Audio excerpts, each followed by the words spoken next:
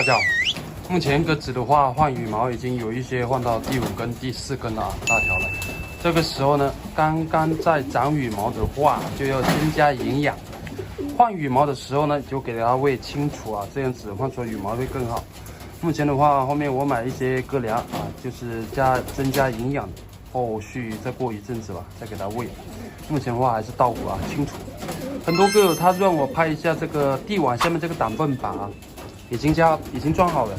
其实挺简单的，你要做出你自己想要的框架啊。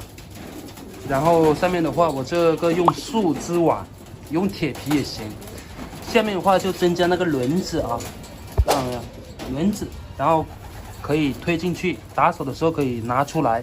这样子的话就不用像我之前那样子打扫，麻烦的要命啊！打扫还要加冲洗5个小时。现在的话就方便多了啊，想打扫直接拉出来就可以了。目前这些种鸽呢，我最近一直在有时间了，一直在观察种鸽的状态。每一只公鸽子的话，状态都挺好的，发情特别旺啊。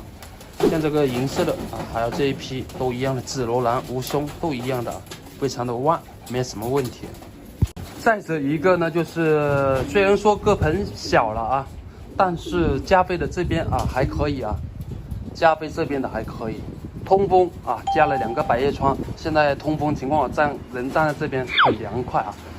然后这个是这个站台晒笼啊，我刚刚上来所有鸽子都在这边，我也安排了几个膝架，有一些没有膝架，它是站在上面的，所以说风非常的凉爽。然后这边的话是这个加菲的，一样，这个是3米多的，3米多啊，1连5米宽。然后外面的话我打扫得到的我就没有去做了。剩下的1块铁皮我放在这边，拿走都可以啊。然后我现在给大家推荐一款我们人用的啊，就是这个诊所啊买非常便宜，我在多多刚刚又买了几瓶，非常好，对鸽子一些感冒、咳嗽啊等等这些搭配，这个非常的 nice 啊。